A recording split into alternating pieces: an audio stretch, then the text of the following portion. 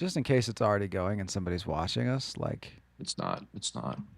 it's unfortunate that we haven't figured this out better yet.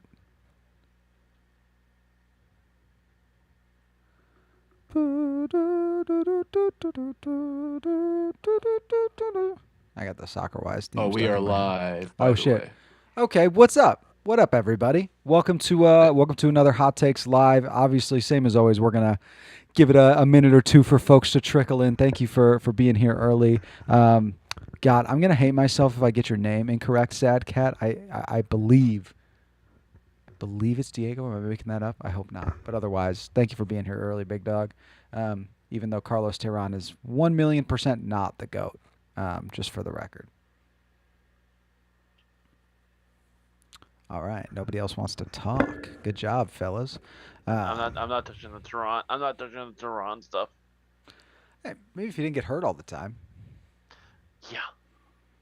Yeah, sorry. I'm just tweeting out that we're live because Hell yeah. that's a thing. That's a thing that we do during We're this. live? Is we go live. You know Yes, it what's is. you know what's great? Sad. Once again, thanks for being here. If you're already in here, fuck yeah, I got his name right. What's great is my dog and I can make eye contact across the room while I'm sitting at my desk. It's a really nice setup, actually. You have a Hell dog? yeah. Dude. Yeah, we've talked about We've this talked plenty of about times. this. You've actually showed me pictures. 1,000,000%. I've posted pictures of my dog. What are you drinking there? Got a Diet Coke? Fuck no, we're a Pepsi household. You're a It's Pepsi the only household, free guys. advertising. Yeah, people have finally stopped trying to get free ads in the in the hot takes questionnaire. That's disgustingly putrid. We're a Diet Coke family over here. This is what you get when you come in early. You get to hear about our soda preferences, and then you also get to hear about how people have been trying to get free ads in the hot takes questionnaire. John, did you just call it soda? Yeah, soda. Soda. Yeah. Yeah, go What back to is fucking wrong with Florida, you? DJ. Yeah, go back to It's Florida. soda down here. It's asshole. pop up north. Yeah, in Minnesota, maybe.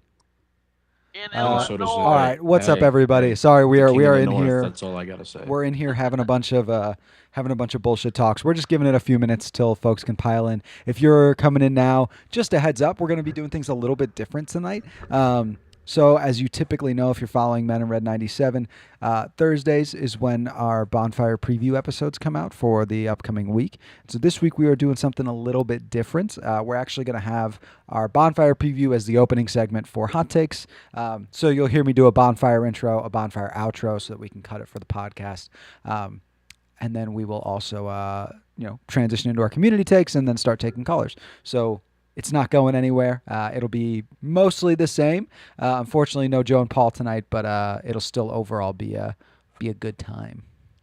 I don't need that anger in my life tonight, anyways. So Yeah, it's nice to know nobody's gonna yell at. Well, I shouldn't say that. I might yell. Fucking Marshy's gonna get on here and yell at me about something probably. Mm. Shout out Marshy though. Shut up, Marshino. We're gonna give it another minute, and then we'll kind of do our like big time intro and go from there. Can I get a Johnny Dean in the chat one time? Please don't say that, or I'm blocking you. All you got to do is say Johnny Dean. If you say Johnny Dean, I will give you $1 at the tailgate on Saturday. I'll give you $2 if you don't say Johnny Dean in the chat. How about I that? want to see how you give me $1. Well, you're not going to be there, DJ, so no dollar for you, buddy. Nope, I want you to give me $1 somehow. Oh, Not my problem. Or DJ. give Alan $1 for me. I'm not going to give Alan the dollar. Oh, Just walk up to Alan, give him $1, and be like, "This See- is from DJ." What the hell? FC Neo Tokyo, dog. That's the thing. You just lost yourself $1. You could have made $1, and instead you chose to hate. You chose to hate on our third best right back, fourth best right back. Wait, no, third best right back. Fullback though, fourth best fullback.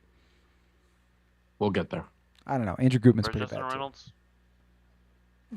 He's not bad. He's Rage better than bait. Justin Reynolds. What's Leo, Omari, Jonathan Dean. All right, this seems like as good a place as any to start kicking off. So we'll hop right in here. Like I mentioned before, to all our hot takes listeners, there's nothing more important in life than money. You can ask plenty of you can ask Gaston Jimenez what's more important than money. Not much. For all the hot takes guys who are in here at the moment, first of all, thank you for being here. Second of all, if you didn't hear already, we're doing things a little bit different today.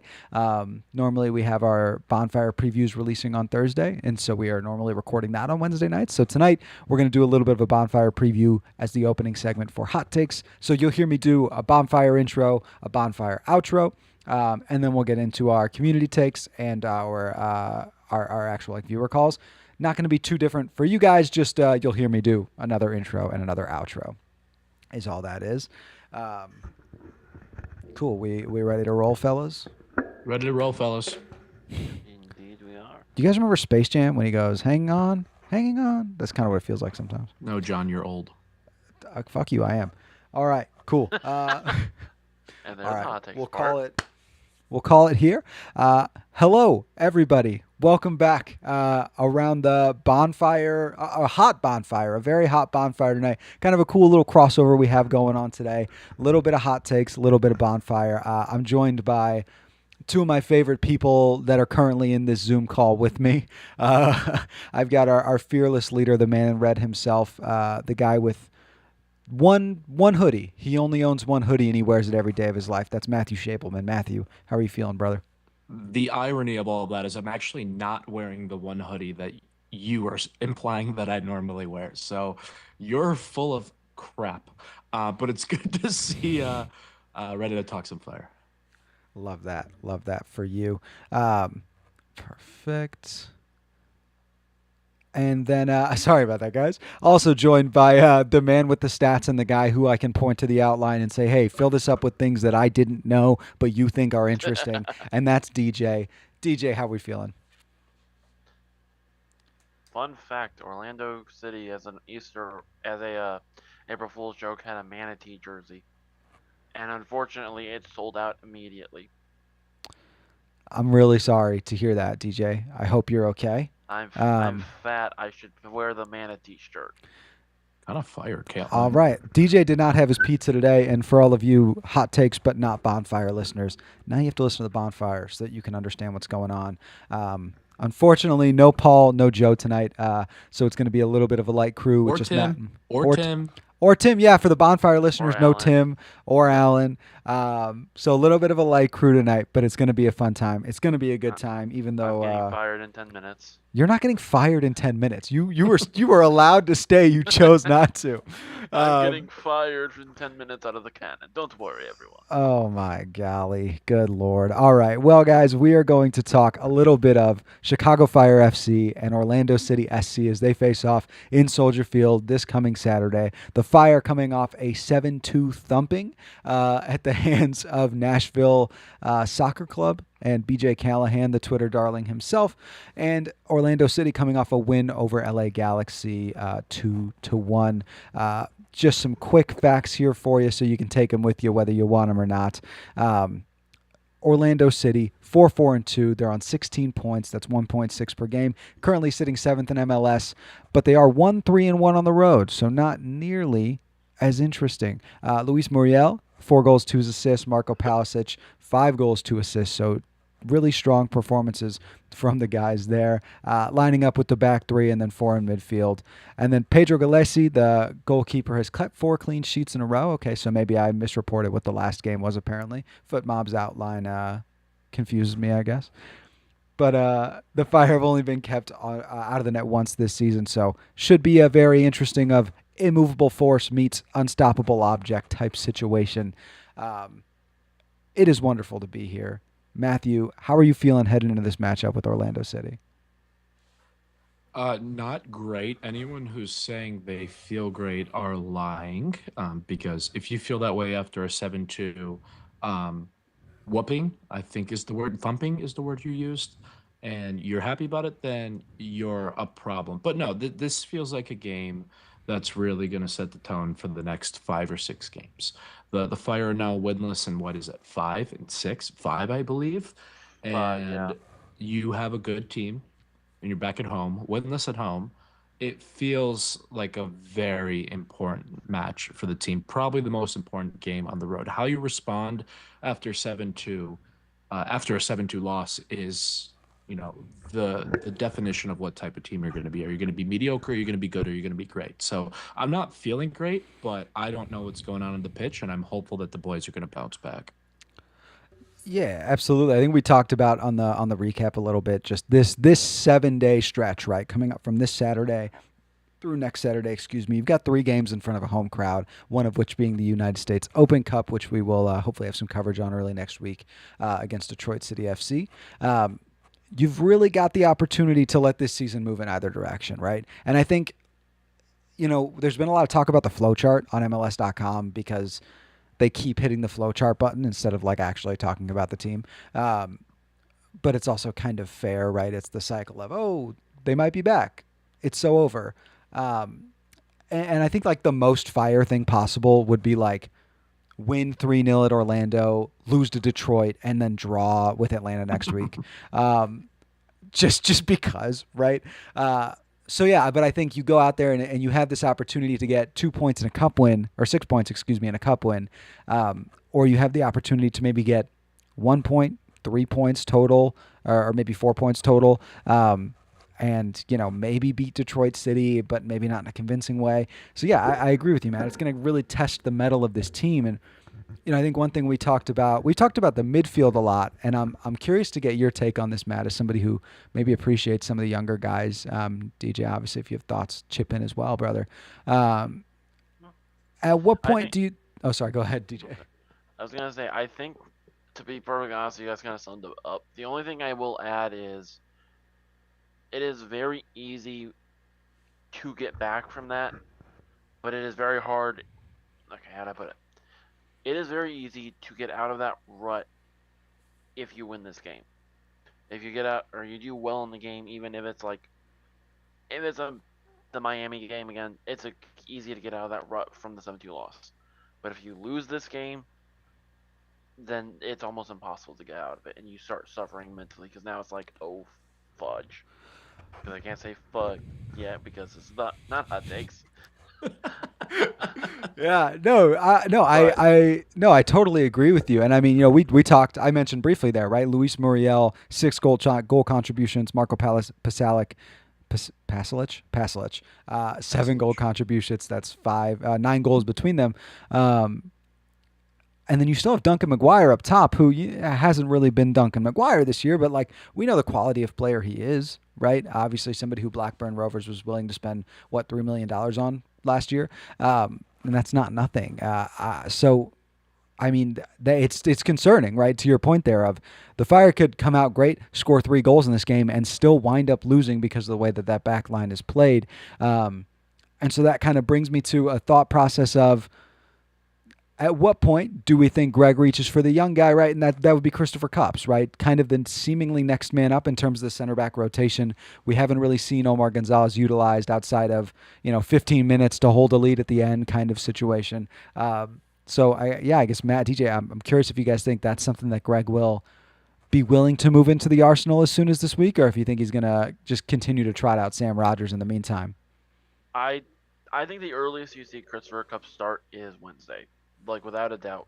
I would not be shocked if you see him come on, especially if the Fire are leading by a decent enough amount, or Rogers has an injury. I would not be shocked, or Elliott or Rogers, whoever, they get an injury. I would not be shocked to see him come in, but I don't think you see him start until Wednesday, and I imagine Wednesday the starting lineup is going to essentially be Justin Reynolds, Christopher Cupps, Omar Gonzalez, and Jonathan Dean. So I imagine those 4 you're not going to see much of this weekend, and you're going to see only the big guys this weekend. Yeah, I agree with DJ. Sam Rogers is the second best center back, currently healthy on the roster. Carlos Turan, is probably going to outperform him when healthy, but evidently he's not. And I don't think that's going to change. I mean, Triple G said this in a press conference, probably 3 weeks by now, where he said Cupps isn't ready. And the only reason Cupps ended up making up his debut is we were down 5 goals. that is the perfect time for a 16-year-old center back to make his MLS debut. So Sam Rogers is going to be the center back that starts next to Jack Elliott, barring any injuries. If Rogers goes down, we're really thin, and that becomes a problem. We're already thin as is, but I would be absolutely shocked unless there's some sort of disciplinary issue, or like I said, Rogers goes down with injury. We don't see him consistently for the big matches, Atlanta, Orlando. Like DJ said, it'll probably be the reserves in some capacity come time for Detroit. But I fully expect Rogers to be there on Saturday. Yeah, I guess there is a part of me that wonders. I mean, yeah, obviously Greg has said he doesn't seem to be ready. It's tough to make what you can out of a game where you come in down 5, right, and kind of just play out the waning moments when Nashville clearly wasn't pushing as hard as they were. But it does come to a point where that back line is in disarray, right? And at a certain point, something needs to change, something needs to give. And so I don't know. DJ, I agree with you. I think he's more than likely to start Wednesday. We'll talk a little bit about kind of potentially some of those lineups. Actually, later on in Hot Takes, we've got some really wonderful community questions that we can talk about. But I do think there's an aspect of I don't know how long Sam Rogers' leash is. And we can only continue to leak goals that heavily for so long. So I'm not saying I expect him to start this week, but I wouldn't. If you told me he started Wednesday and then maybe plays more than 30 minutes next Saturday, I don't know that I would be shocked at that. I just want to confirm that we're not using Sam Rogers as a scapegoat for conceding 7 goals against Nashville. Is that correct? No, of course not. That was entirely on Andrew Gutman, actually. Oh, great. Okay. I see we're at the hot takes part of the bonfire segment already. I will say, I feel like also John kind of gets a little too hard on Sam Rogers sometimes, but still. Yeah, okay. I'm sorry I'm not pulling out his passing stats when most of them are to Chris Brady. But no, in all honesty, I feel bad for Rogers because he's the guy that he wasn't expecting to start against DC. He comes in, he's like, oh, great, who's your first opponent? Oh, just Christian Benteke, the guy who was the Golden Boot winner last year. Oh, joy. And then 2 games ago, he's forced in, and it's like, oh, this is so much fun playing against Lucho Acosta, or not Lucho, Evander and Cincinnati. This is going great. But yeah, well, and Kevin Denke. Yeah, I mean, they're just nobodies, you know. Well, I do think, like, in the one place that I think we talked a little bit about roster construction last week, and again, we'll talk more about center backs later on. There is an aspect of this too that's like the Fire just don't have a physical freak anymore, right? And that's what Carlos Terran, brought to the table. Outside of obviously being a good soccer player, generally speaking, like he was a physical freak. He could keep up with Lionel Messi. He could keep up with Christian Benteke and Kevin Denke and guys like that, right? And so you lose that. Sam Rogers doesn't really offer that. Jack Elliott doesn't really offer that. Christopher Kupp's, as bright a future as we may think he has, he's 16. He just doesn't have that ability. And you don't really have that in the midfield. You don't really have it on the wings. You certainly don't have that at your fullback position. So there really isn't anybody on the field who can keep up with any of those guys, even in a set piece situation, right? Short of like maybe Hugo, but even then he's a little more technical than he is physically gifted. Hugo's the one guy that you can see every game that he's running back. He's the only guy in the field that runs that much, I think, honestly. Out of any of the players, Hugo's the one where it's like he will chase a guy down. He does what Kusias was doing last year, basically. That's what I'm trying to say. Yeah, except he's good. The good thing he did. Yeah, I was about to say, the only good thing Kusias did was, if that ball's on that side of the field, I'm going to run after it. So you have no chance of getting it. I don't care. I see ball. I am dog now. Absolutely. And that kind of brings us, I think, to maybe next point here. We've talked a lot about the midfield. We saw Kellen Acosta come back into the starting 11 last week. Obviously, that did not work the way anybody would have liked it to. Most of all, probably Kellen Acosta, I would imagine. We also saw him taking the captain's armband back, which we talked about a little bit on the recap. Matt, I'll kind of toss to you just because you haven't had the chance to give your thoughts on it yet. But thoughts on Kellen Acosta reemerging into the midfield, also taking back that captain's armband. Do you think that's a pairing or a trio that we're expecting to see this Saturday, or you think we'll go back to the Pog midfield, as it were? Yeah, well, I mean, if Nashville's an indication of the success of that midfield for the future, I fully expect to see Pog and back. Acosta obviously coming back into the lineup, we know what he's capable of. But as soon as you get that captain armband and your first return to the starting 11 is a 7-2 thumping, it's not a good look on you. But that being said, like Pineda didn't play well. Um, Guti didn't play well. I forgot who the midfield was specifically. I'm blanking, but Is It nobody was played well. Guti it was Pineda Guti Acosta? Acosta, Yeah, yeah. Guti, Pineda, and Costa. No, but nobody played well. And I'm similarly to Sam Rogers, not planning on using Acosta as a scapegoat of that. We have so much depth in the midfield, and Triple G mentioned this on a press conference. I want to say last week. I think it was the pre-match availability, or a couple weeks ago. That competition is good, and that Acosta is one of those guys who's fighting for his spot. And that shows that maybe that confidence isn't fully into him, or that was merely just a challenge for Acosta to lift up his game to what we all expect it to be. But Sergio Orahel, right to this point, has outperformed Acosta in pretty much every aspect the season, and as a result, I expect to see the midfielders that are putting in the best shifts. And Sergio, for me, would fit that bill over Acosta. Same with Pineda. I think it's also interesting to note. Sam Williams hasn't been on the field and hasn't seen the 11 in about a month or so. Well, So I Sam wouldn't. Williams, I was It just gonna wouldn't. say, Yeah. go Go ahead, ahead. DJ. Go ahead. I was just gonna say, like, Sam Williams solely made the 11 back in the early days due to injuries, and now that Yeah. Davia's here, who we could talk about his performance on Nashville and in general in the league so far, his playing time is probably going to go down. And I feel like if Davia was here at the beginning of the season, Sam Williams might not even have that first team contract in the first place. So, bro got lucky; he got the bag. Yeah. I I want to add though that the reason I bring this up is it would not shock me if, given everything that happens, you see Greg just go, okay, here, here you're Williams, you're getting a chance. Go out. I want to see what you do. You're going up with this guy and this guy and that guy. Do what you can. And also my other hot take. I know I just said this. My hot take is, if I'm Greg, I'm calling the guy from Fire Two, the Italian guy from Fire Two, up for this game. Casano. Yeah, let's Yes. let's let's cool it on that one. All right. Kid Only didn't reason even. I'm saying that is because this is one of those games where it's like, if you win it, great, you got Casano to see some time, maybe, possibly.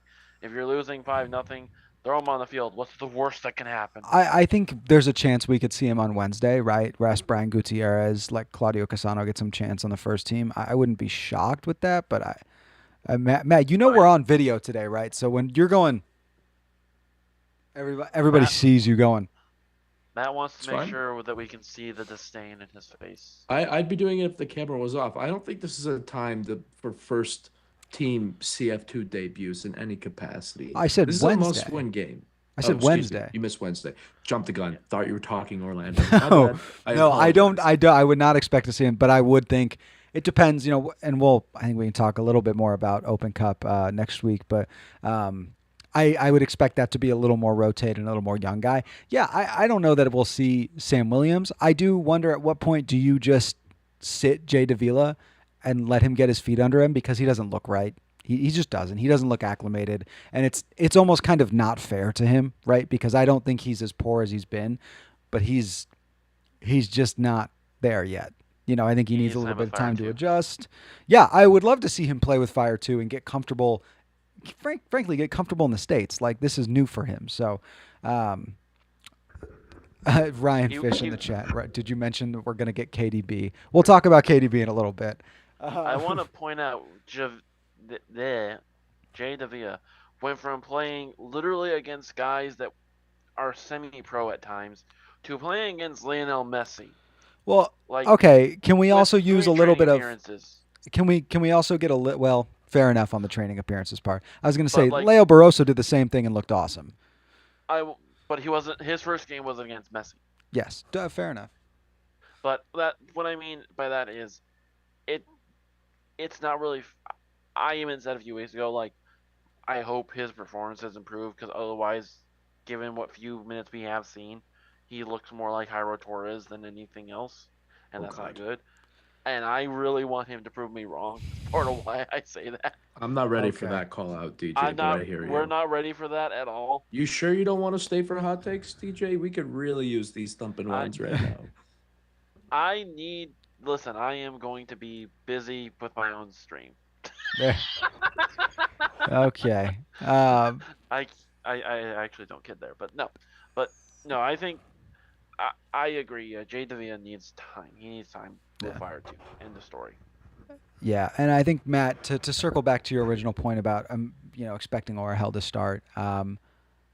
I think the only reason we could see Kellen Acosta in this game, one, is because I do think Greg has a certain level of trust in him, right? I do think he expects him to be better than he has been, in the same way Kellen expects himself to be better than he's been. But also because I think, man, against this front three of Orlando, like you need to have a defensive presence, which to me says you need another body that can hit. And as much as I love Sergio Orhel on the ball, I don't know if he offers that off the ball. And like, look, if he ends up starting, I'll feel good about it. I think he's a really talented player, and his abilities in possession go a really long way. But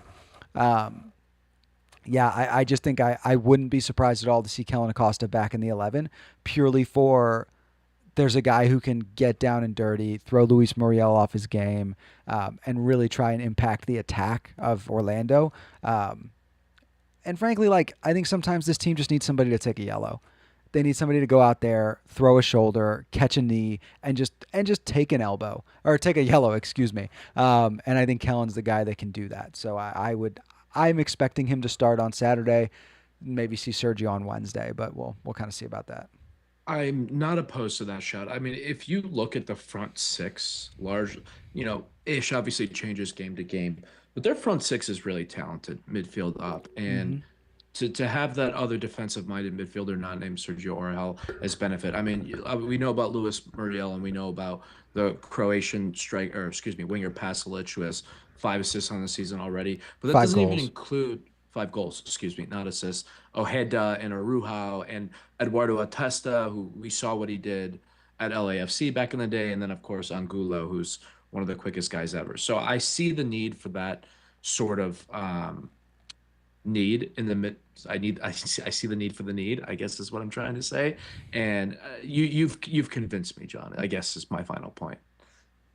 Wow. Look at me. That's a first.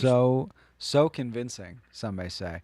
Yeah, absolutely. No, I think I think there's a real aspect of just needing that defensive presence in this game, and hopefully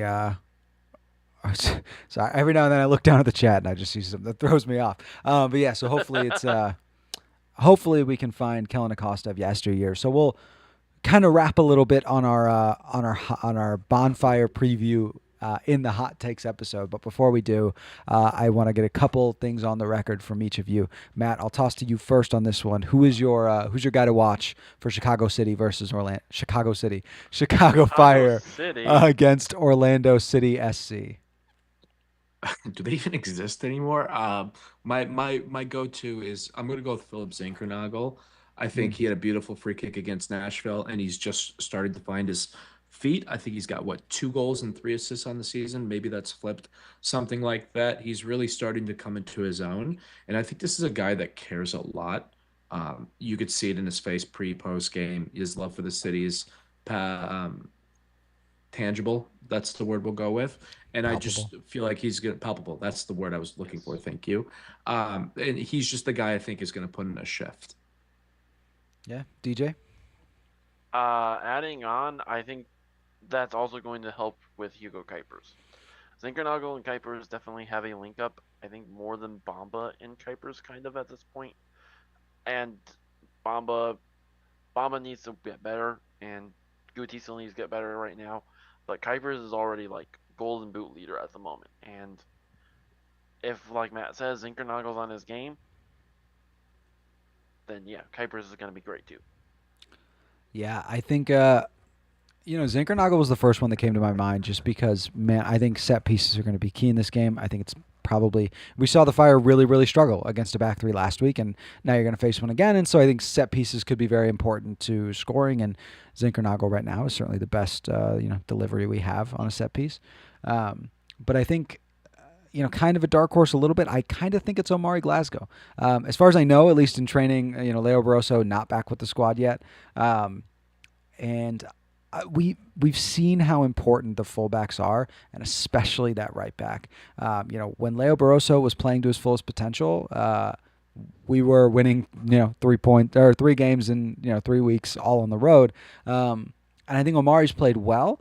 If he can be a little more dynamic in the attacking third, if he can really finish those crosses to the point where you're putting it on Hugo's head instead of at his chest or instead of in front of him, he could be a really dynamic piece. He could be a guy that makes a difference in the game and finally notch some goal contributions for the first team. I think those opportunities could be there for him. They already have been. So it's just going to be about really managing that with Zinkernagel and making sure he's putting the ball where it needs to be. From there, I'll kick it back around the loop. Score prediction. I've gone back and forth on this, and I feel like I always end up saying some kind of the same thing, but I'm going to say 2-1 Fire. I think they just need it. I think they're desperate. I think they're feeling embarrassed, and I think they're going to bounce back out, hit hard, hopefully, and come out swinging. So I'm going to go 2-1 Fire. DJ, what do you think? Well, my heart and my brain disagree. Shocking. My brain says it's probably going to be a 2-2 draw. Realistically, something like that. It's probably going to be a very close game. It's going to be more than likely either a draw or a very, very close victory for one team. However, my heart goes, you know what? This is a Fire that need to win. This is a Fire that want to fight back. We know the team actually gives a damn right now, which is something that we've missed. And I don't think I didn't see the aftermath, but I can't imagine Chris Brady was exactly cheering go happy after that game. So my thinking is, my heart wants to say, Brady's going to say, okay, screw you guys. If I have to carry this team, I will. Kuipers and Zinkernagel are going to do the same. I think Glasgow, he knows he's got to play better. Gutman knows he's got to play better. I think that knowledge and the knowledge of part of why I think Cassano is going to be brought up, I would imagine it wouldn't be shocking to me to see him called up, is because I think Greg is going to try and get into these guys' heads that, listen, you're not safe. I will happily bench you guys if you put in that performance again. And I think they all know that. I think they trust Greg to know what he's doing. And my heart keeps saying this is going to be a game where the Fire come back. And my heart wants to say 4-0. So that's what I'm going to go with. Whoa! The Fire have done it before. They have won 4-0 against Orlando City. I think they beat Orlando for some strange reason. The Fire enjoy getting these really weird score lines against, like 5-2, 4-0, and I think 3-1 has happened before. And I don't see any reason why this would be different if the Fire decide that Nashville needs to be the one-off. End of story. Do we need to start 2017 again? Yeah, man. I mean, to the point of Ryan in the chat, our defense makes it so that it can't happen. But I love your enthusiasm. Matt, who you got? Our defense is going to make this possible this week. 2-1 Fire. They're due. I remain an optimist, and I don't let my brain do any talking when it comes to Fire scores. Zinkernagel and Kuipers. Kuipers stands alone, the top of the Golden Boot. This is a game you need to win. You should win, and they will win. And I believe that with my whole heart. In fact, I've never felt more confident about anything in my life. 2-1 Fire. Let's get 3 points.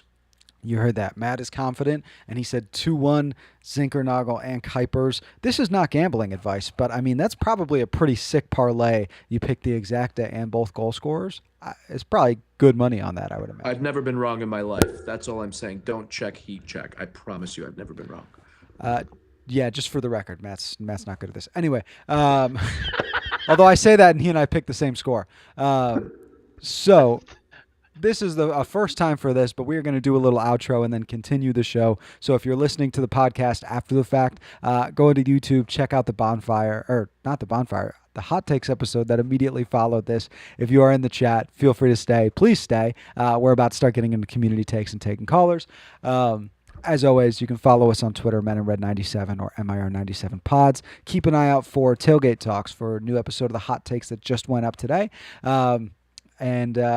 Yeah, thank you so much for joining us around the bonfire here. It's been a blessing to have you, and we look forward to seeing you on Saturday. Come find us. You can talk to Matt about all sorts of silly things on camera and make him question his fandom and beliefs in terms of ball knowledge. But thank you for being here. Hope to see you back next time. And come on, you men in red. Perfect. Thank you all for letting us do a little outro Nobody there. leave. Yeah, Nobody leave. Don't go. Don't go. We're still here. We're still here. That's just for editing purposes. DJ, you are taking off, I believe. Anything you want to share with the crowd before you hit the road here? I said it in the bonfire, and my hot take for right now is, if you want a good passer, Mauricio Pineda is still the best passer on the team. Are you sure it's not Sam Rogers? No. Too soon. No, Sam Rogers is not. Although right. I will say, Synchronogos is also a very good passer, but Pineda, I'm still forever Pineda fan club. So We do love Mauricio Pineda here. Thank you very much, really do. DJ. Appreciate I you as really always, do. big Everybody dog. have fun. Have a great Thanks. night. Everyone, please make sure to give Matt a hard time. Bye. Don't. Bye. I'm sensitive. And now it was just the two No of us. comments. Oh, God. Okay, I thought he was leaving. Now it's just the two of us. A couple things, guys. Two things really quick. One, thank you for being here. Two, do me a favor. Post us on Twitter. Let everybody know we're live and we're doing this so that if they want to get in and give us some thoughts live, either in the chat or by joining the call so that you can talk to Matt and I and tell us how fucking stupid we are. Now I can say fuck. Sorry. You're welcome to do so. We're going to get into some of the questions submitted to the forum now. I would also let you know you can start requesting. The link is in the chat. It's pinned as a comment. So if you'd like to join, chat with us for a little bit, give us your take live, you can absolutely do so. We are going to kick things off with a community takes here. The first one we have is from Pat, and he's got two, and so I think we actually talked about one of them unintentionally, but I'll read them both now. So Pat said, we need to play most of our starters in the Open Cup game. Detroit City is no joke. Let's take this Open Cup seriously and finally win something for once.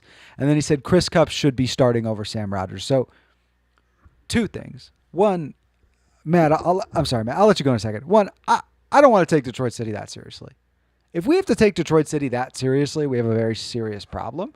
I think we should play a good number of guys, but I don't think there's a reason we should be risking Hugo Kuipers for 90 minutes against a USL championship side. Matt, I don't know where you're at. I've got two categories for everything today.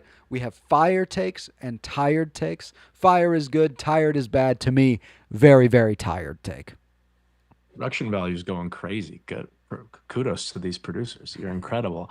No, I think like in this case, taking Detroit City seriously, which is something we should do because it's an opponent, does not mean play most or all of your starters. This is an MLS roster, and there's MLS talent on the bench. Like look at Marin Haile Selassie. And I'm going to even say like Tom Barlow would be a great feature for a game like this. And I think this is a competition where, you're going to see Jeff Gall probably start on Wednesday. And there's no reason that with those players on the pitch, you could and shouldn't lose this game. So sorry, Pat, but like we don't need to play our players. We need to beat Orlando on Saturday with our starters, and then we need to kick the crap out of Atlanta on the following Saturday with our starters. We can't afford to play all of them in Detroit, although their fans suck. So I can't say if Hugo Kuiper scored 5 goals on them, I wouldn't complain. But when you think about the long-term schedule of life, it shouldn't happen, and it won't happen. Greg is obviously smarter than that. So, Matt, what you're saying is that take is tired. Tired.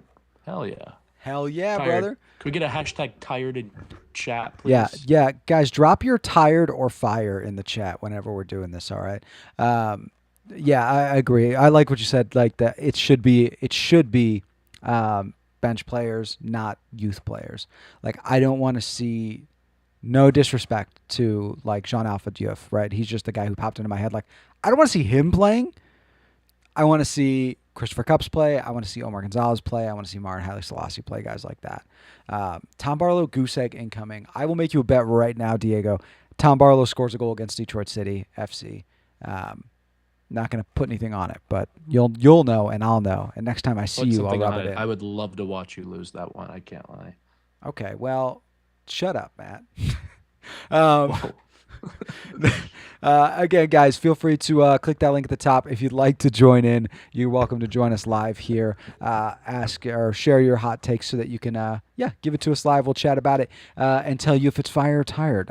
We have the next one off the forum coming from Render312. He had a pair as well. One I didn't. So he said, bring the homie Gio from the WCFE podcast as a special guest. I'm gonna keep it a buck with you, Render. I don't know who that is. Tell him to DM me and we can talk about it, though.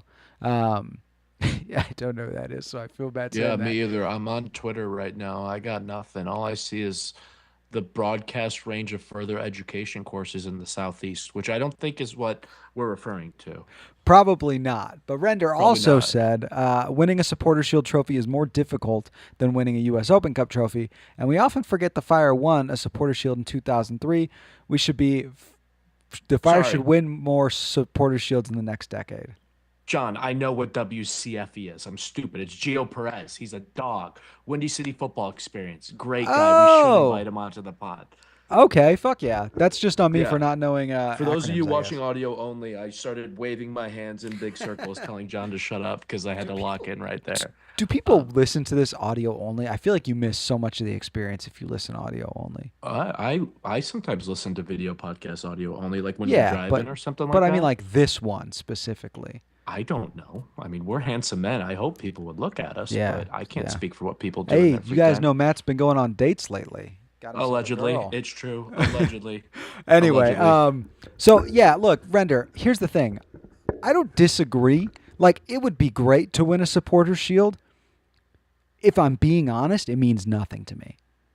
Nothing at all. That is a very tired take to me. Like, it would be sick if we were the best team in the league, but that would mean nothing to me if we didn't then win MLS Cup. Right?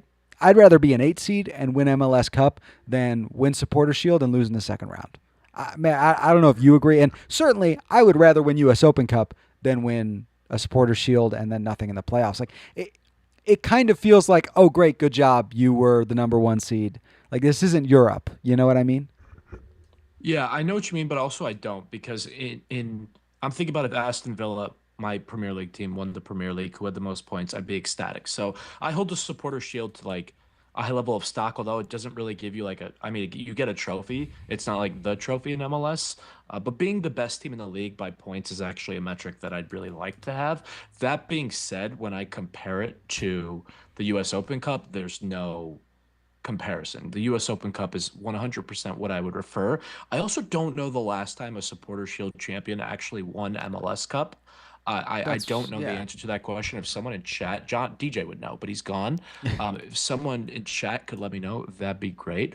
But I wouldn't say one's more difficult than the other. I think in 2025, Supporter Shield is probably more difficult because not all the MLS teams are playing in the Open Cup. But I think the Open Cup is way more appealing to me and should be to most Fire fans. Winning Supporter Shield does not mean you're going to win MLS Cup. The MLS Cup playoffs are an absolute crapshoot. And Ryan in the chat just said it gets you in the FIFA Club World Cup. No, it doesn't.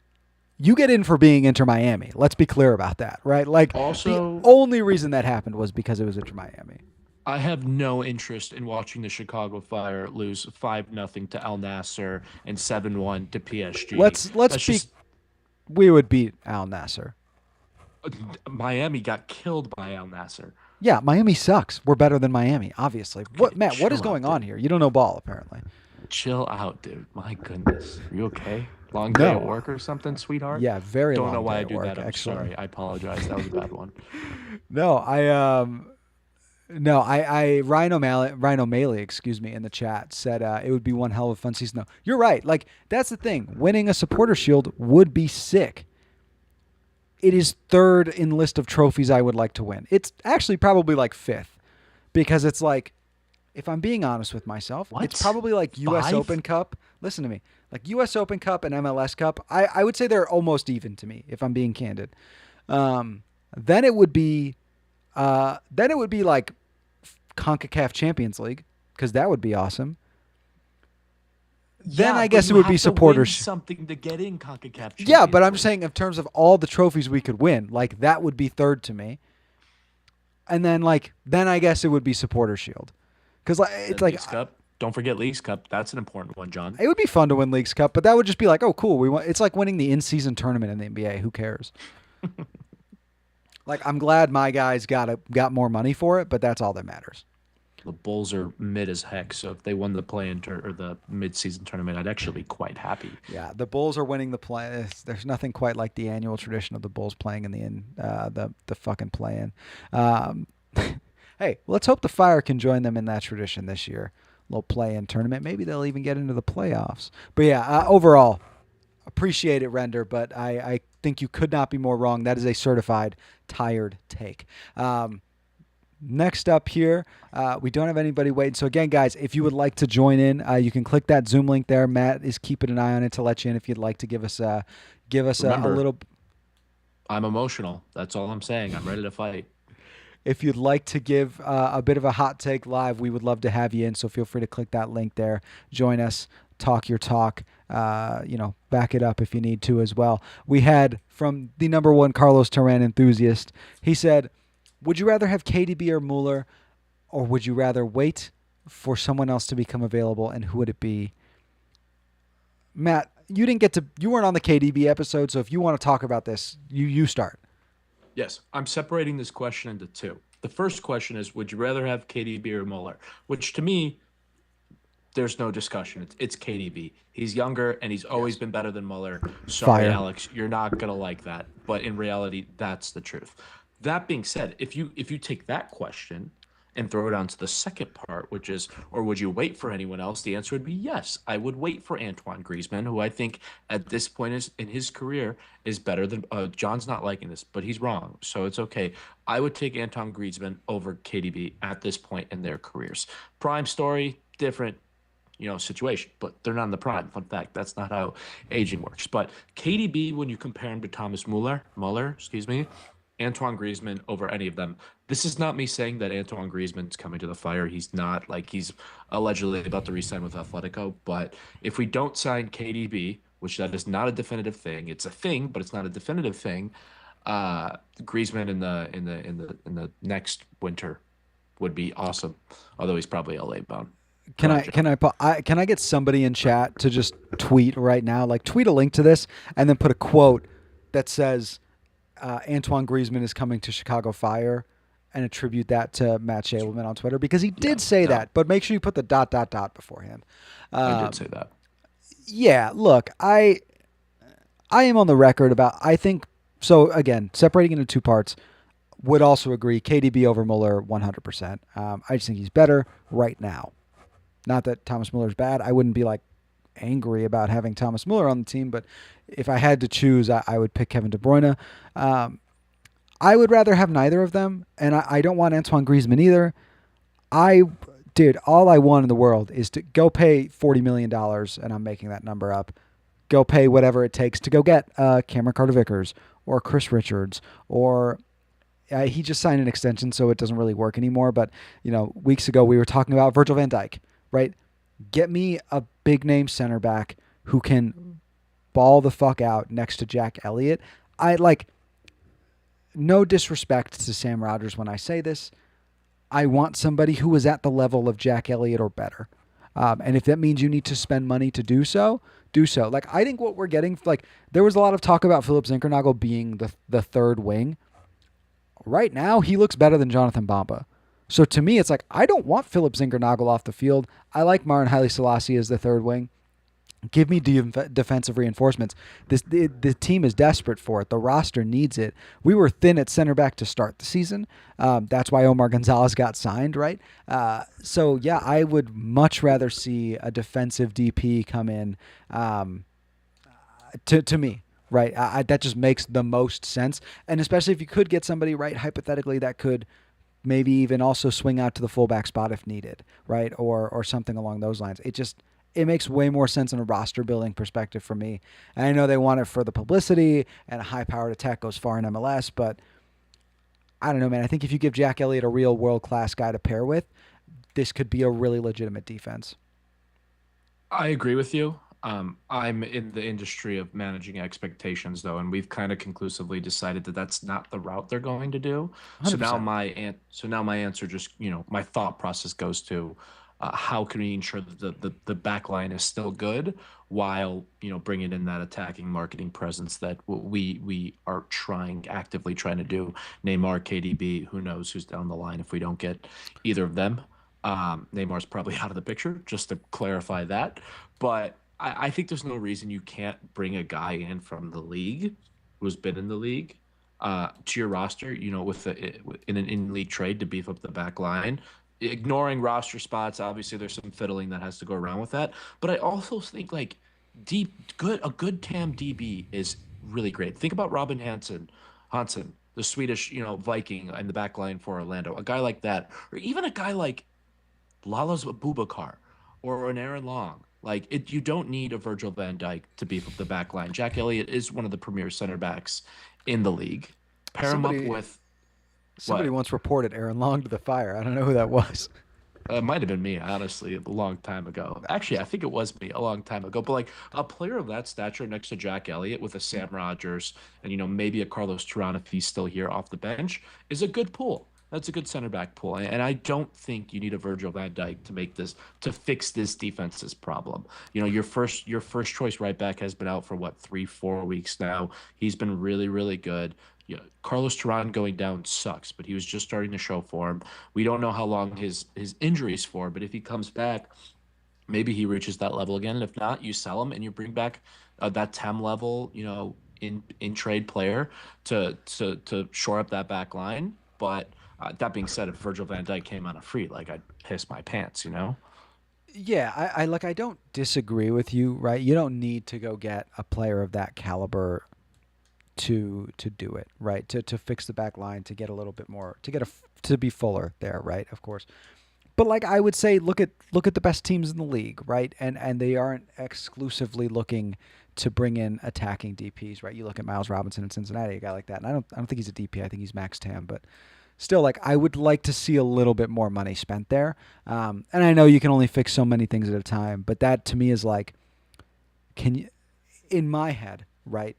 If we're talking about go get a big name who can make a big impact, that just makes the most sense, right? We don't have to worry about sidelining Brian Gutierrez. We don't have to worry about shutting down other guys or kind of making room in the midfield. It's you have a big gaping hole in your roster. Fill it with a guy who's a huge name and is also awesome. You think Celtic wouldn't take a good chunk of money for Kramer Carter-Vickers? Because I think they would. And he wouldn't even take up an international roster spot. And it's somebody who's familiar with Berhalter's system. I know we Paul don't would not be happy with you because CCV is the best defender in the Scottish League. Just saying. Yeah, okay. That's like being the best attacker in League One. Shout don't- out Charlie don't- Kellman. Shout out slander. Charlie Kellman. Sorry. No slandering the Scottish League just because Paul's not here. That is not fair Okay. to anyone. I have slandered the Scottish League to Paul's face. Don't talk to me about Theo Bair, who rode the bench for Vancouver 2 years ago and then scored 15 goals in Scotland. Anyway, yeah, no, I would like to see defensive reinforcements. Ben, who was another listener, said DP center back should be a higher priority than De Bruyne. Can't win games with our defense. So to me, Ben, that is a fire take. Matt seems to think it is a little bit tired, though. Yeah. Good defenses are great. Great attacks are better than good defenses. Oh, defense wins games. Shut up. This isn't fucking baseball. Grow up. Score 50 goals in the net and concede 40. I don't care. Just score more than the other team. That was really aggressive. I'm sorry. Yeah, except for when it doesn't work. Yeah. You ding dong. You're a ding dong. All ding right. dong boy. Moving on. Once again, guys, you got the link right there. If you want to click it and join in, we would love to have you and hear from you. We've got another community take here from Hans Martin Ishida, who is not. I keep seeing this name pop up because it's a very specific name, and I don't know who they are. So give me a little shout out on Twitter or something so I Hi, know who you are Hans. moving forward. Hans says, Guti aside, the midfield is too many Swiss Army knives and not enough specialists. There's no clear defensive mid and no clear creative eights or tens with Guti aside. In order to take the next step, we need to get the team. We need the team to get more out of the midfield, both in the attacking third and shielding the defense. Man, I'll let you kick this one off. It's interesting. The midfield is too many. I'm just rereading the question. Too many and not enough specialists. I think the interesting thing about this is Pineda is not really a specialist of any sorts. We know what his role is. He's an equally good defender and contributor offensively. He doesn't have a specialist. I think we've seen flashes of that with Sergio, but he's still acclimating and learning his own game. Kellen Acosta is one of those guys. Is he a specialist? We don't know because we haven't actually seen him consistently on the field. But I don't think this is an awful take. And when I think about our pool, I mean, we know what Devia's specialty is. We've seen it in the tape, although he hasn't been able to show it. But what is like Roming Kuame? Romani Kwame specialty is. So it feels like a lot of these players have similar attributes outside of Guti. I think Sergio's the one I'm most intrigued by in terms of what he can bring as a specialist, but we haven't really seen that yet because this is his first 10 game run where he's actually getting starts. But I see the potential there for him to be a really, really helpful offensive contributor, not necessarily defensive contributor at all from what we've seen so far. Yeah, I think it's interesting in like the context of we're not really playing with a 10. I know Brian Gutierrez gets a little farther forward, but like he's not playing as a 10. I think it's really more double pivot. So kind of pair eights. I actually kind of disagree. So Brian Gutierrez, I think we are seeing him try to be a little more defensive, but he's clearly the creative guy in the attacking third. And then you have Sergio Orahel, who to me is kind of that more creative 8 who's going to link play between the midfield and the final third. And what we're really missing is that stopper, right? That number 6 who can, we're missing a Tyler Adams, right? And so, the hope is that Jay Davila can kind of be that guy. Yeah, you want to talk about a fucking awesome DP, by the way. Go buy Tyler Adams from Bournemouth. Hell my yeah. God. Hell yeah. And Tim's not even here to say, oh, well, he would only play for Red Bull. Yeah, okay, Tim. Okay. Sorry, Tim. No, but we're missing that Tyler Adams piece. We're missing that guy who, like I mentioned before, will take a yellow and slide into somebody's knees just to send a message, as we saw Tyler Adams do this past weekend, actually. So yeah, I think it's short answer is no. Long answer is we're missing one very specific specialist, and that is somebody who can just fucking rock you. Right, one guy who can win the ball, distribute to the center backs quickly, and then also can be a little bit of a spark plug in the midfield, and shoot from 40 yards outside the box when he needs to. What, Matt? Why are you raising your hand? There's just I don't know, us. I'm the only. Oh yeah, I was gonna say. I saw someone in chat say this earlier, and they said, "So you're saying we shouldn't have gotten rid of, Should not have gotten rid of Federico Navarro. Navarro." And he fits that description. You're saying that's all I'm saying. I'm not No. agreeing or disagreeing. Preseason, first of all, Ryan, stop talking about goons in the chat. Second of all, preseason, I was very much into the idea of keeping Federico Navarro. Like, his profile, I think, still makes a lot of sense on this team. And I was really curious to see what Greg would do with him in that role of just like, go be our destroyer. Go win the ball back. Have that last bit of speed. Matt's checking his phone live on stream. Photo. But no, I think like that is kind of what we're missing, right? We're not missing a ton of specialists because on the bench, right, you don't necessarily want to have a backup 6, a backup 8, a backup 10. I mean, maybe you want to have one or two of those, but what you want is a bunch of guys who can fit into a lot of different roles. And like Mauricio Pineda, great for that. Sam Williams, great for that. Romani Kwame, who I think is probably more of a traditional 6. So it'll be interesting to see kind of what he is like when he's back and healthy, which, he might get some limited minutes this week as he's starting to train with the team again.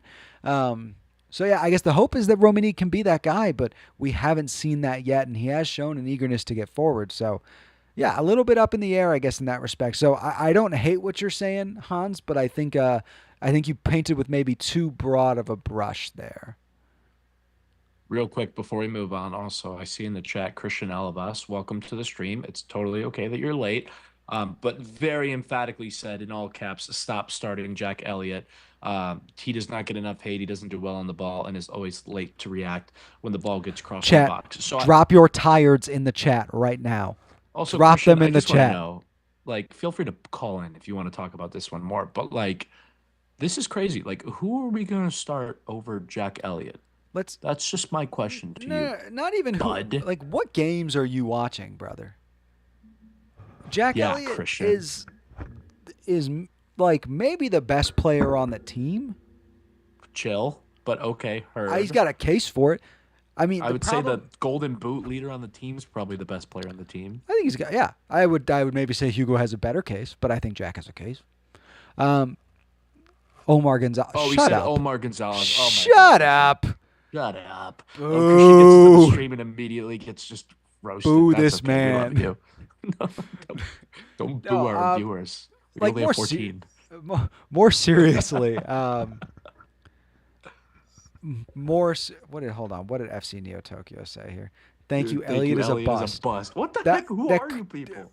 Who are you Tokyo's people? here all the time. I don't know what the fuck Yeah. he's talking about. Hey, go get out of here. Yeah, Ryan, we would all play center back for, well, actually, it's only Yeah, like 90. Ryan's- The league minimum is only like 90,000. I don't know if I would do that, to be honest. I get wouldn't my put you in ass the kicked. 11 if you were on a free contract, not making any money. No disrespect, but actually major disrespect. No way you're coming on the pitch.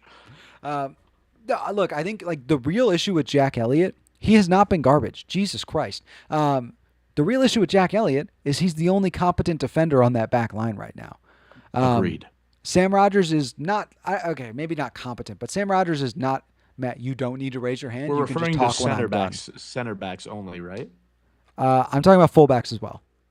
Oh, okay. Now Like- I have a problem. Continue. So Sam Rogers, I think, is perfectly fine, but he's probably a backup in a perfect world. I think Omari Glasgow has played well, but I still probably a backup in a perfect world. And Andrew Gutman, purely on his defensive quality, is backup level.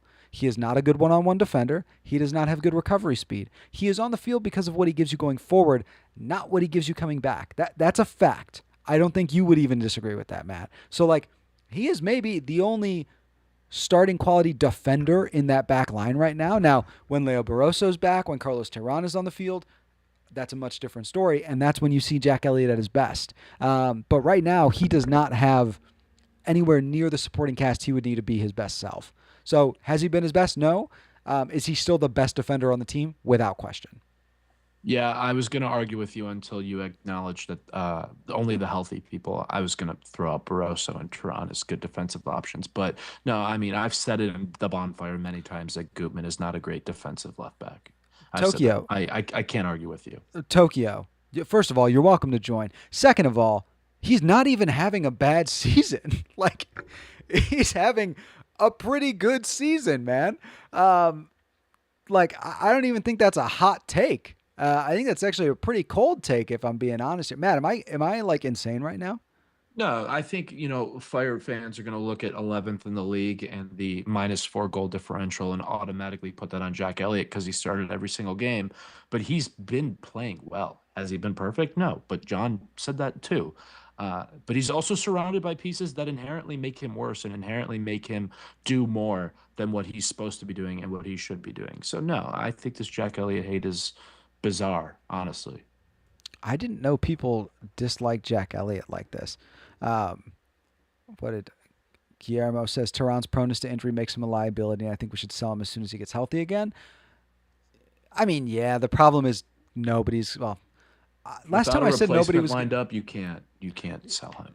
Yeah, and the other side of the coin is like, I think if anything, what you hope is maybe he's a useful trade piece to get you a center back in return, right? Is there a guy who maybe hasn't performed in another situation that you think you can bring in and get something out of, and it's kind of like a broken parts for broken parts type situation. So yeah, I don't disagree with that, but main point being, if you think Jack Elliott's having a bad season, you must think Sam Rogers should be like playing Sunday League in Uzbekistan, because I don't know how you compare it.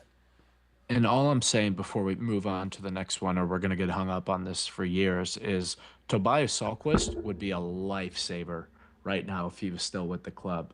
I'm just thinking a lot about that. Yeah, This was a veteran center back who was on our roster and is no longer. And I'm just thinking about that as we run into these defensive center back quarrels, so to speak. there has been an aspect to Matt, and like we can talk about it a little bit. Like there were some departures that I think in the moment we were all kind of like, oh, okay, and maybe they were, I think a lot of them were guys who were easy to move that had big cap hits, right? Like Toby was a max TAM player, so it makes sense that he would A, be easy to move because he's still a talented guy, but also B, he's going to give you the most relief in terms of cap flexibility. So yeah, I think there is that aspect to it, but also it's tough, man. It's tough because you would love to have him right now. Obviously, you hoped Sam Rogers would be better and Carlos Terran would be healthy. But yeah, he would be great to have. Federico Navarro might be good to have too, just for some more flexibility there. I'm still wondering if eventually we see Mauricio Pineda play center back because we haven't really seen that yet. And I think it would be worth talking about. Johann Kappelhoff with a C would also be sick. First thing I've agreed with Christian all day so far. Suke would not have saved the day. All right, Arai, settle down. Yeah, I could already hear a ride chirping in the background. My goodness. Suke I feel bad for Suke. Did he ever sign with another team? No, he still lives in the city. I follow him on Instagram, and his kids are always running around the loop. Damn. Yeah, I guess he got paid for the full year, right? See, 600 grand. I'd be retired for a year too. Jesus, yeah. It's like, oh, I don't remember giving up my number. It's like, dog, you don't play here anymore. Like, I'm sorry to tell you, but oh my god, yeah. Will saying I'd rather have Cups than Sahlquist or Rogers right now. I mean, no. Will He's 16, dude. Will a 16-year-old that's played 30 minutes over Rogers, who's better? I'm sorry. Cups Yeah, is probably going to be better than Rogers in 5 fucking years. I mean, he could be better than him in like 2 years. 2 years, yeah, that's fair. He's not ready. Yeah, dude. How often do you, Matt? How vulgar can I be, really quick? Like scale of 1 to 10. It's like let's go with a 7. We're not getting canceled here. Just to I gotta let you know. I gotta hear about fucking Kevin Sullivan every day of my fucking life, and that kid is barely getting minutes at Philadelphia, right? So like Christopher Cups, who's getting like 1/80th of the attention that Kevin Sullivan is getting, although I think they could end up being kind of similar levels in terms of the player, right? Is not going to start magically starting for this team over, a guy who, say what you will, is a vet. He has played a lot of first division soccer, albeit in the Scandinavian countries. That's U.S. men's national team member Sam Rogers to you, Christian, and to you, Will. He's a national team player. 1 cap underneath Triple G, which is funny. Brandon Vincent had no reason to retire and go to medical school. All right, Is Gucci better than Kevin? I mean, like right now, probably. Maybe not in 5 years. Correct. Why do you think we didn't sign any defenders before the window closed? Tehran had just gotten injured. Matt, I mean, I would say, frankly, there wasn't enough time and there wasn't enough cap space. Like, you don't have the roster spots. You don't have the money. They have like 100,000 in GAM right now. There was just no real way to make that happen without a big trade, and I don't know that they were willing to do that at that time. Matt, I don't know if you have anything to add, like thoughts there. Now we know what they're using their senior spots for. It wasn't a center back. It's being held for the big boy, whoever that may be. That's coming in the summer. It's just they didn't plan for Carlos Terran to be out for months. Let's just say that. Although, if he, I don't know, if he had asked around a little bit, somebody probably could have told him, right? Like, hey, or we could put Ryan in goal or in center back and see how that works out for us because he's yapping in the chat right now. Priorities. Remember when I said we weren't going to get hung up on the center back convo? It's a good convo to have. All right, all right. You're right.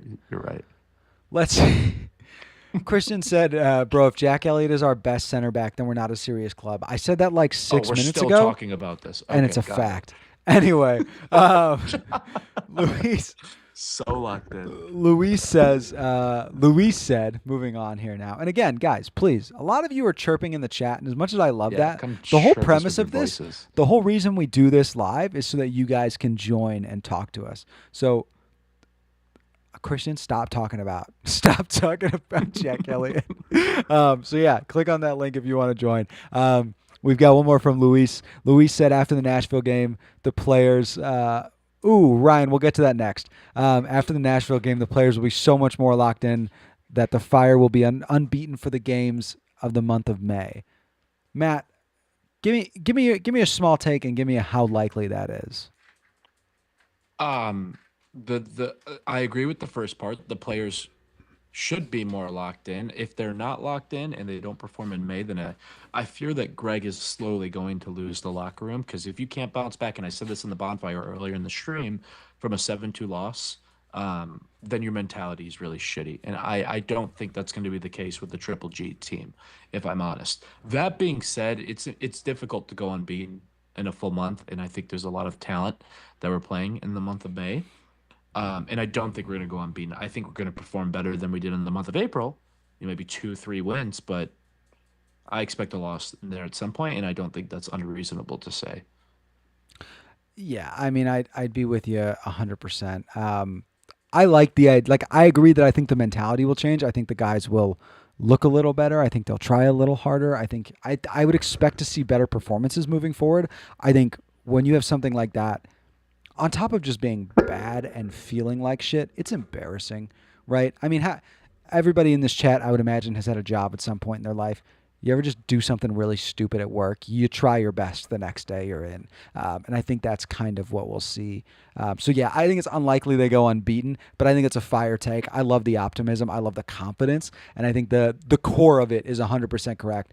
I think the mentality is going to be there in the month of May, and I think you could see some serious pickup in points for sure. Two things. One, we did get a really good one from Ryan in the chat here. Oh shit. Okay. Oh Oh, my there is no God. waiting room. Fun fact: we're gonna add a waiting room. Hang on. That's my Anybody bad. could have just joined at Yeah, any time. that's terrifying. How do Jiggly, I is add that a you? waiting room? Yeah. What's up, What up, Jiggly? How's Jiggly? Korea, big dog? I got a day off today and I did not realize that there was hot takes. And you know what? I've got something. Oh All right, God. let's Okay, cook. Jiggly, keep it under 100 words. Look, everybody probably has their own opinions about that 7-2 loss, but you know who wasn't on the pitch?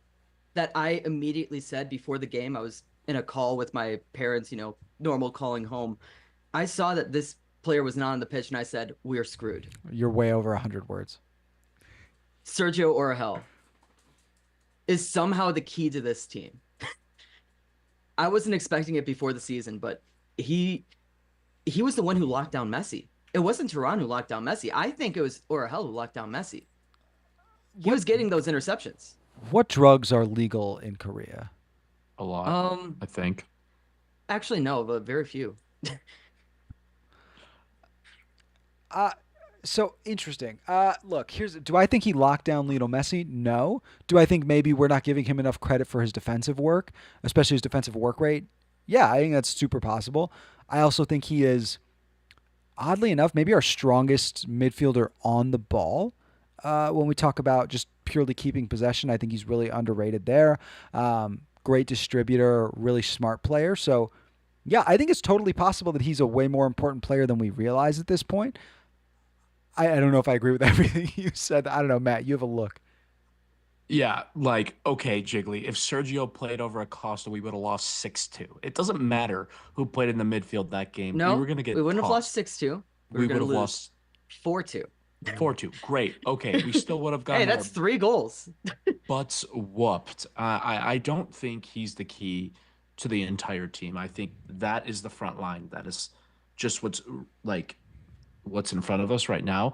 I That mean, being said, I could see based off his ability to improve week after week, if it becomes a pivotal part of that team, my hot take would be in a year he could be more impactful to the midfield than Brian Gutierrez. So I could see it in the future, but I don't think we're there yet. Oh, John does not look happy. No. So what I was gonna say is like, look, I'm a long time critic of Brian Gutierrez. I do think his ceiling is high. I've always worried about his actual ability to reach that ceiling. I think right now, if you're telling me, put your money on futures for Brian Gutierrez or Sergio Orhel, I think I'm taking Sergio Orhel. Like, W. and I don't think that's that crazy of a take. Christian in the chat said there's times on defense when he looks clueless. I don't even disagree with that, right? But I also think that's growing pains. Like, this is a new league for him. He's not played at the first team much at all, actually. And I think that'll come with time.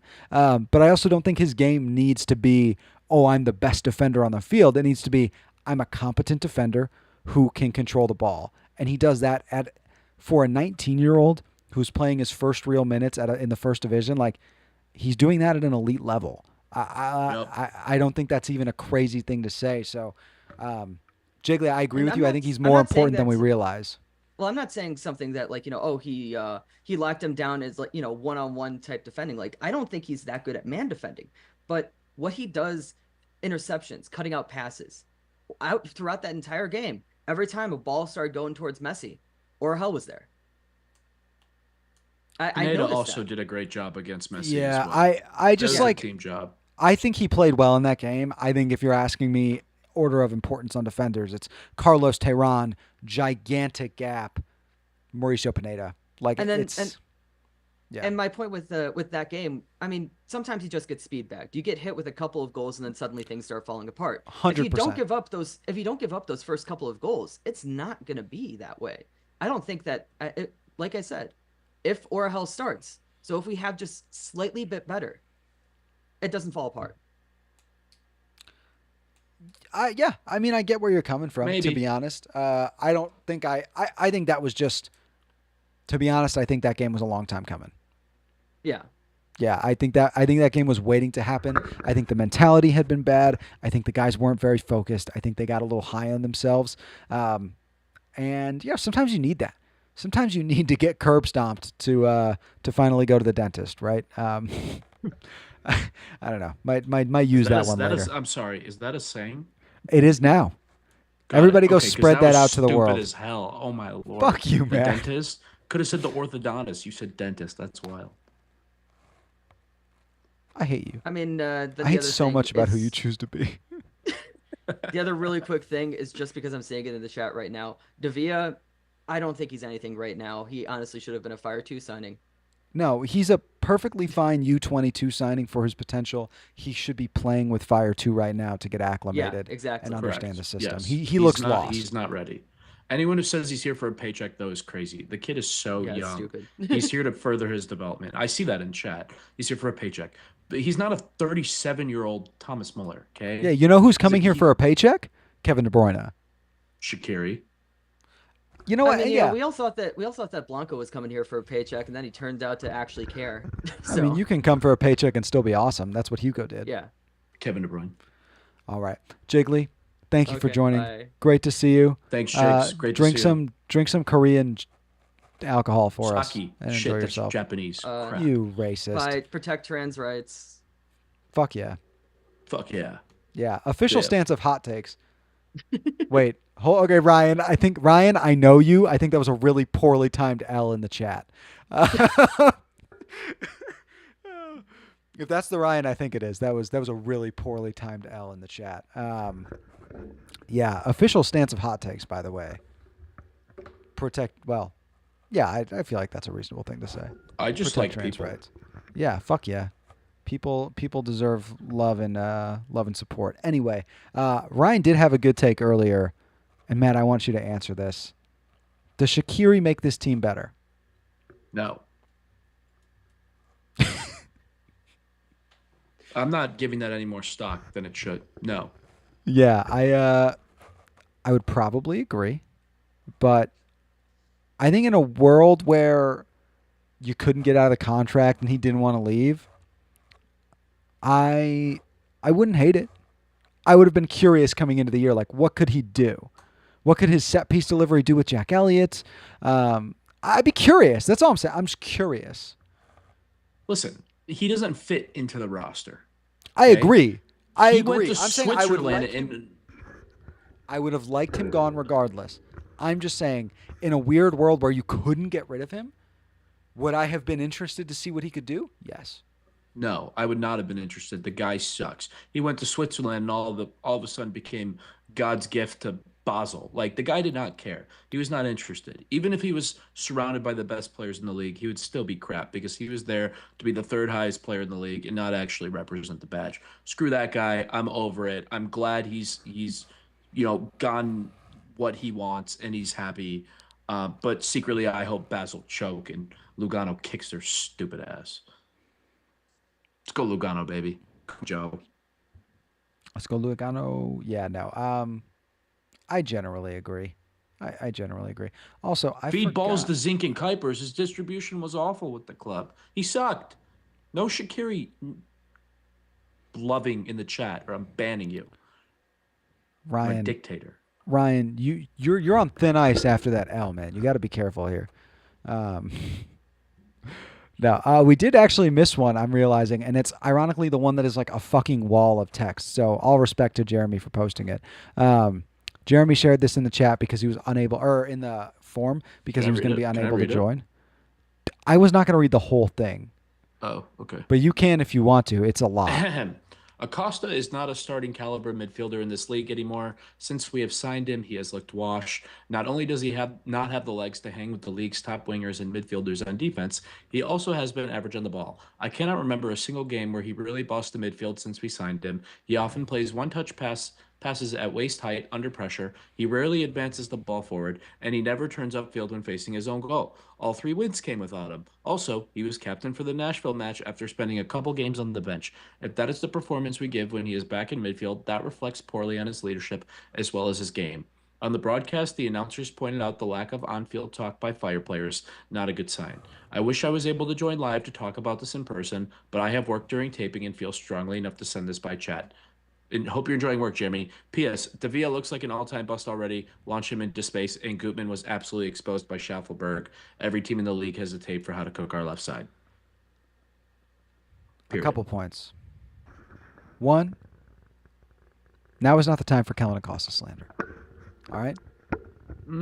It's getting close. Dangerously close. Look, if this is that like bullshit like midnight doomsday clock, it's probably like 11:56. Yeah, so it's basically time, John. But We it's can not beat- time. We don't have to beat. We don't have to beat around the bush. This is a conversation that is going to heat up. No pun I intended. believe in Kellen Acosta. I do too.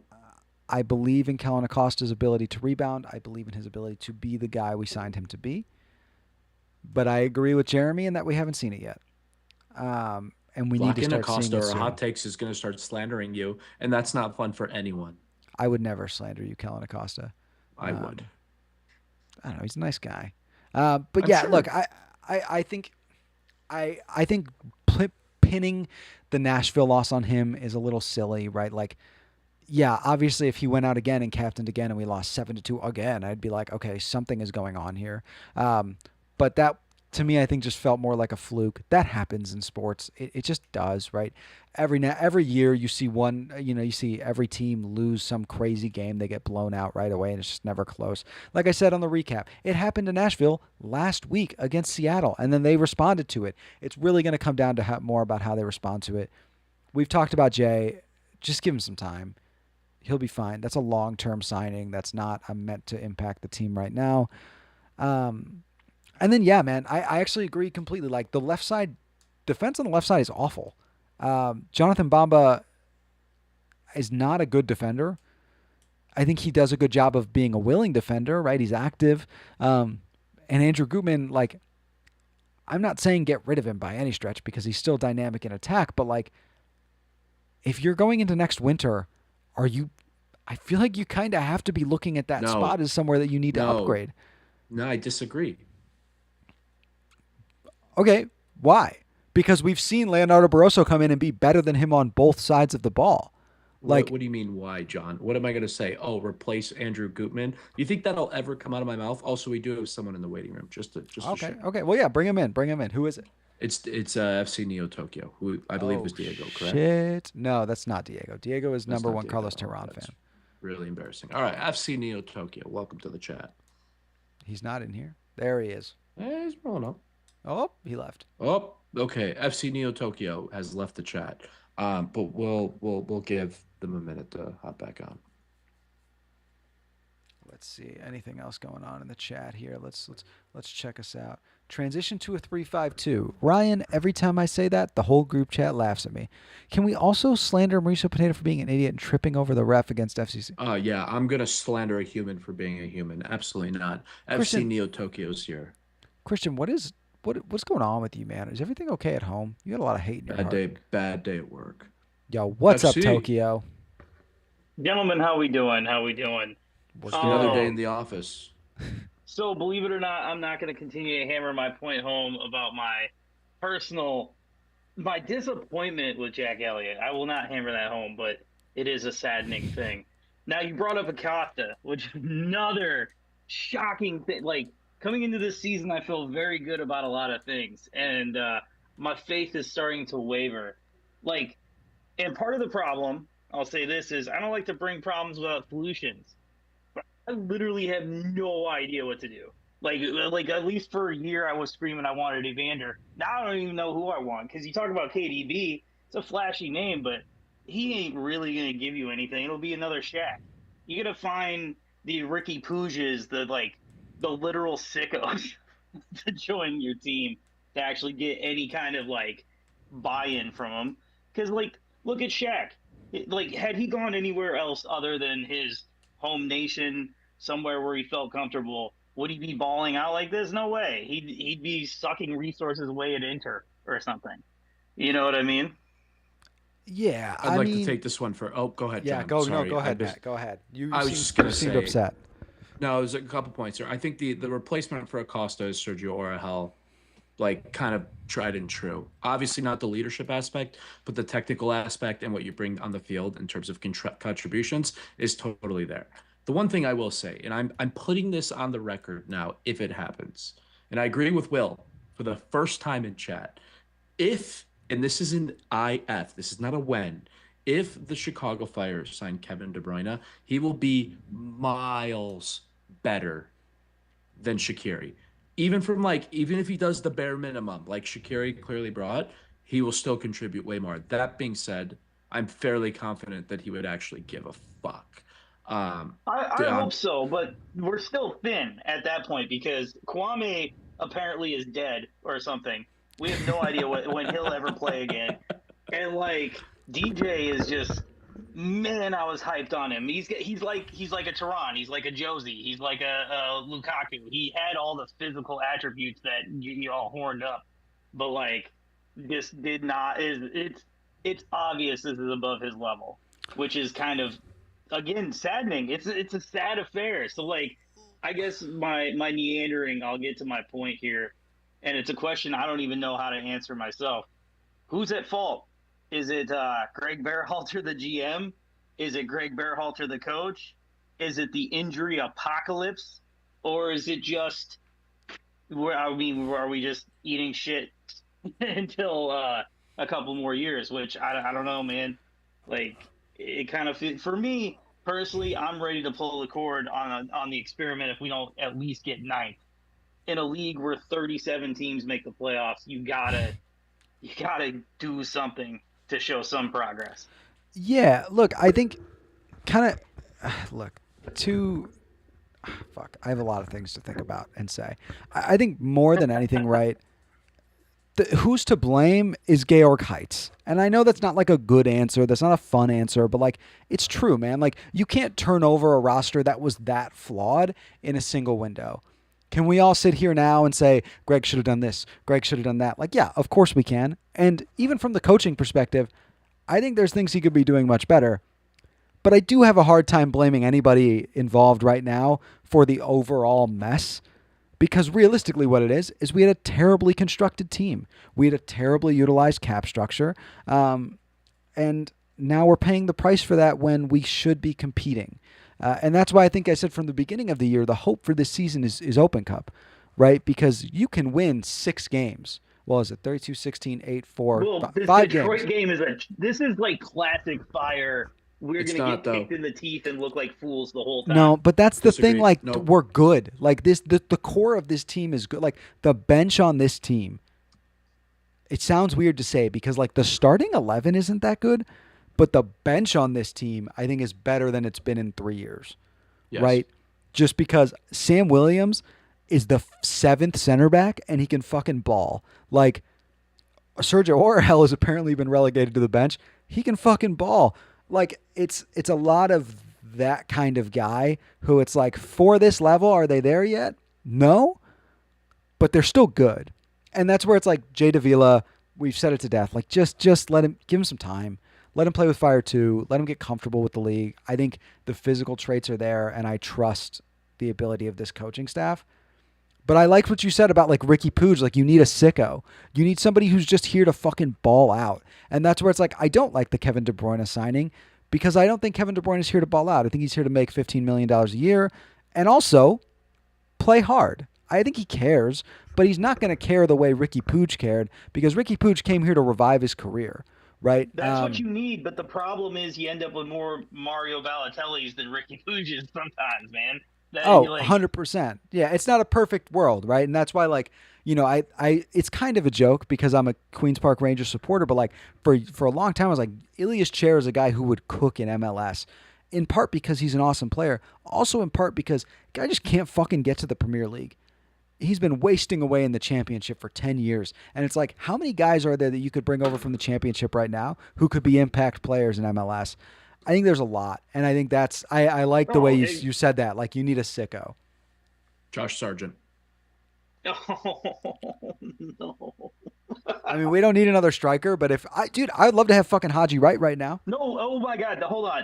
I was about to leave you guys alone, but the statement "we don't need another striker" is so unbelievably untrue. Yeah, we don't need another starting Carlos. striker. We don't need another starting level we're striker. Good, but we desperately need a backup striker, dude. Give me a Dominic Duro, somebody who can let's sign Dominic Duro in 2025. Give me somebody who can run crazy. stupid fast and bounce the ball, have Bomba bounce the ball off their face into the goal. I was publicly saying go sign Elias Manuel. Nobody wanted to listen to me. Kamara, I think, still doesn't have a club. Hey, all I'm saying is Kasper Shabilko would fuck as a backup striker. All right, shut the fuck up, man. No, Kasper Shabilko, dude, gonna start drinking again. Go sign go sign Alfie Lloyd. Go sign Ryan Alan Coley. Gordon, Kai Kamara, some stars. All right. All the should have beens, man. Anyway, I'll leave you guys alone. Peace Appreciate out, it, Tokyo. Thanks for joining, man. All right, guys. Okay, I don't want to see any more go sign Carlos Vela in the chat. All right. Leave that one alone, please. It's not a bad one. Kind of a W, honestly. Yeah, okay. Yeah, what do you mean, yeah, okay? We don't need to get into it. I don't need any more 40-year-olds on the roster. He's not 40, dude. Stop overreacting. How old is he? 37? I'm looking. He is 36. He's an old-ass 36, man. Okay, well, you're an old-ass 28. How about that? Okay. Yeah, you're right. I am, dude. I've been working for too long. Go to college, kids. Actually, don't. Fuck. Do whatever you want. I don't care. I'm not your dad. I went to college. I like my life. Yeah, fair enough. We'll see how you feel in 2 years. Okay. All right, guys. That feels as healthy a place to wrap it up as any. So a couple things I would like you all to keep an eye out for. First and foremost, as always, keep an eye out for the Bonfire Sister Podcast for hot takes. You can find myself, Matt, Tim, DJ, Alan as well sometimes. We all kind of rotate in and out of there. And we talk ball a little more seriously. So if you want to talk analytics, details, tactics, stuff like that, that's the place to go. It's not quite as intense, but it's a really good time and a lot of fun. So would highly recommend if you could give it a listen. Wherever you're watching this, if you could share it, if you could like it, if you could rate it 5 stars, subscribe and follow us. We're at like 997 followers on Instagram right now. So do me a favor, if you're not following us on Instagram, Men in Red 97, go follow us, get us to 1,000, and then also, I don't know, maybe post something on your story. Tell your friends to go follow too. Get everybody out supporting their local. That's what we'd like to see. Fuck yeah, Christian. Best take of the night. Chicago Fire, the best team in MLS. 100% agree. But yeah, follow us on socials everywhere. It's Men in Red 97, anywhere that you consume soccer content. Subscribe to the pods on all platforms or wherever you're listening to them.